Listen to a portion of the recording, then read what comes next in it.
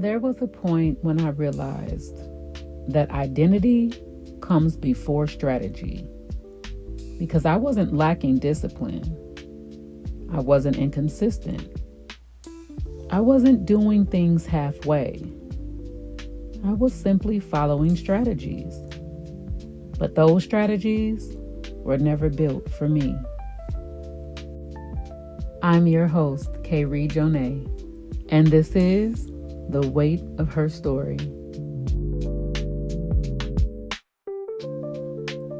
For a long time, I thought the answer was to just try harder, to be more structured, to be more focused, and to stay more committed.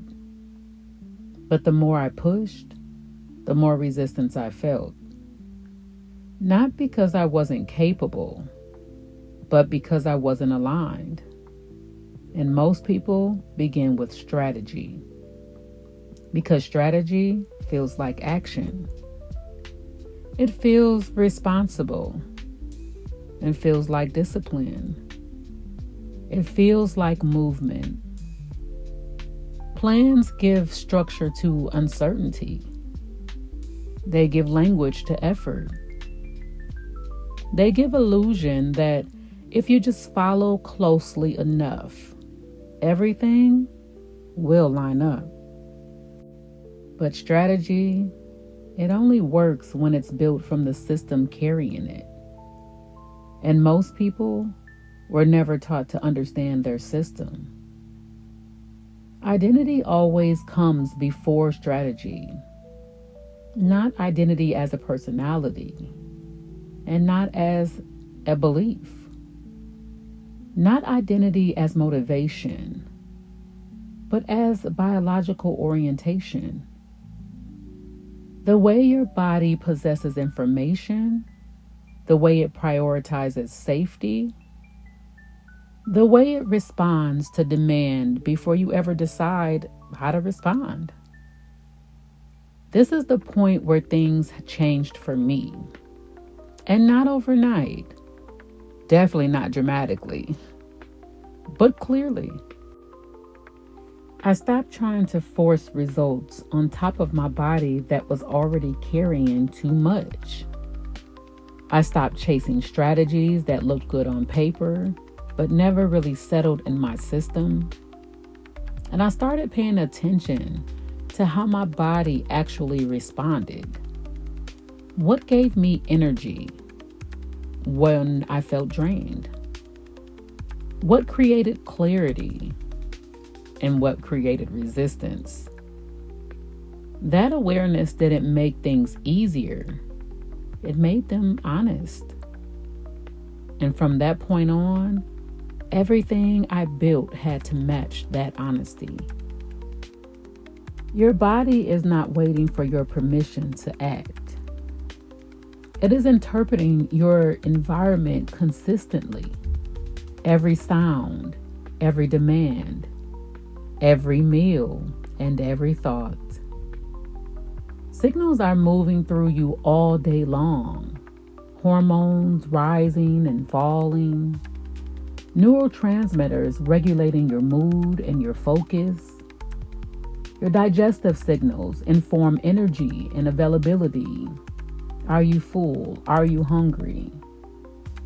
The nervous system scans for safety or threat. This is happening whether you're paying attention or not. Think of it this way. Two people can receive the same email and experience it completely different. One reads it and moves on.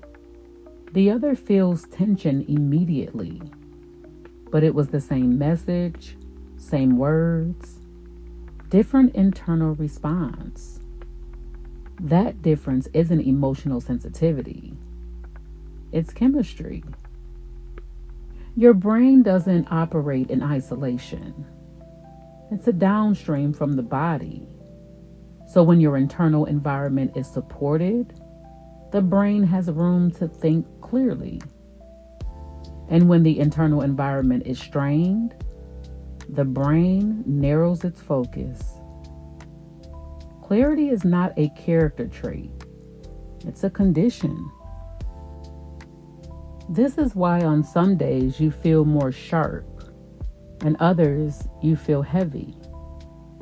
Same responsibilities, same intentions, just a different internal condition. And your gut plays a central role here, not symbolically, but functionally. Digestion determines how well the nutrients are absorbed. Absorption influences neurotransmitters and their production. Neurotransmitters influence mood, motivation, and focus. And when digestion is efficient, the brain receives constant support. But when digestion is stressed, the brain compensates. And compensation gets expensive. You might have felt this before. Meals that leave you grounded, meals that leave you foggy or irritated. Not because the food was good or bad, but because your body processes it differently. When your gut is overwhelmed, stress hormones rise. And when stress hormones rise, inflammation follows. And when inflammation rises, your clarity fades. This isn't a mindset problem. It's a system under load.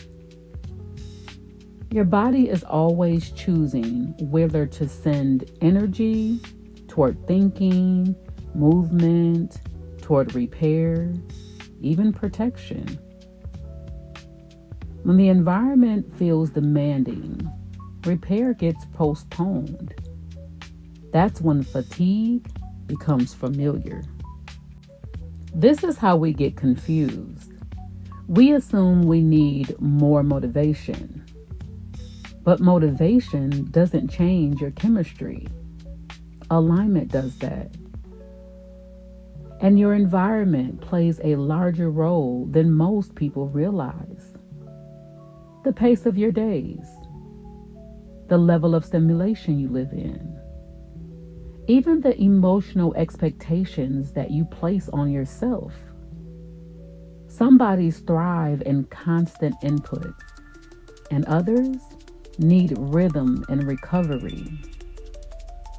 When your environment and biology don't match, the body compensates. It stays alert, stays on guard. It stays ready, even when you rest. This is why rest doesn't always restore your body. Because rest is not just absence of activity, but is your signal of safety. And safety is processed biologically. Thought patterns, they live inside the system. Your thoughts, they don't float above the body. They're shaped by it. And when your nervous system is regulated, your thoughts widen. Perspective improves. Your options feel available. When the nervous system is taxed, your thoughts narrow. Everything feels urgent. It feels heavier than it really should. This is why decision fatigue isn't a weakness. It's chemistry. A system that's been allocating energy elsewhere. And the identity first alignment recognizes this. It doesn't ask you to think your way out of biology. It asks you to work with it. This is also where people talk about intuition, not as something mystical, but as coherence. When the system is regulated, signals are clear. And when your system is overloaded, those signals, they get distorted. What people call intuition It's often the body when it feels safe enough to communicate to you accurately. This is where the ideal of soul enters without being abstract. The sense of being settled inside of yourself. The feeling of being aligned between thought, action, and response. That feeling isn't created by effort. It emerges when the system is supported wholly. Identity before strategy, it doesn't remove your challenges. It removes the unnecessary resistance. You still have to work hard, you still lead, and you're still building. But you stop paying interest on misalignment. This is why two people with the same goal cannot follow the same path indefinitely. Same ambition, same discipline, different biology. One thrives on intensity, another needs consistency. One may respond to structure, and the other may need flexibility. Take one that doesn't recover quickly, and another that needs space.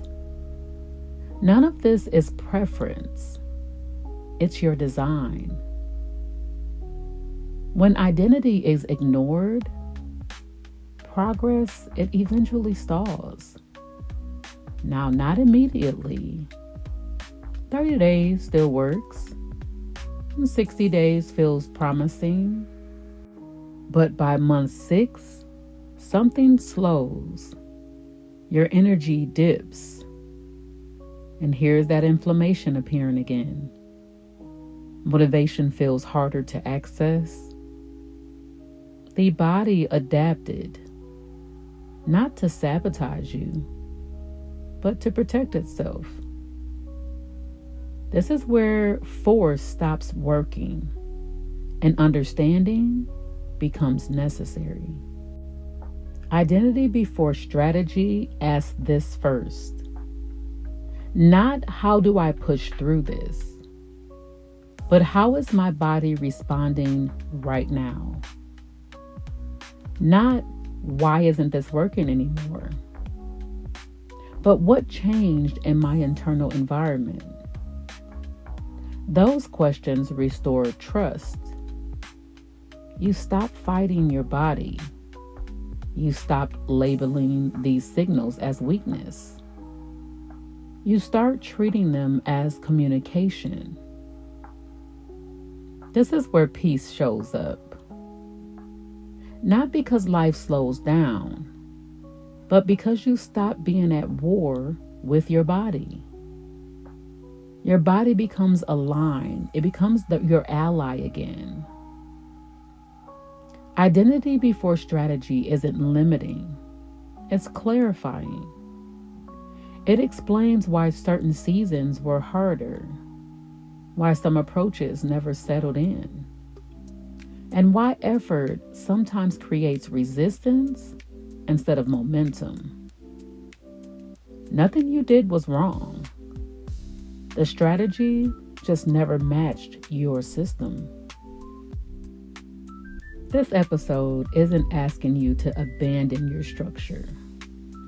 It's asking you to choose wisely, to look deeper, to start from where your body works instead of forcing it to comply. Because once identity leads the strategy, it stops feeling like discipline and it starts feeling like cooperation. And cooperation creates sustainability. This is where everything begins to come together. Not because you found the perfect plan, but because you finally understand how your body needs to carry it. And from here, you don't go back to guessing.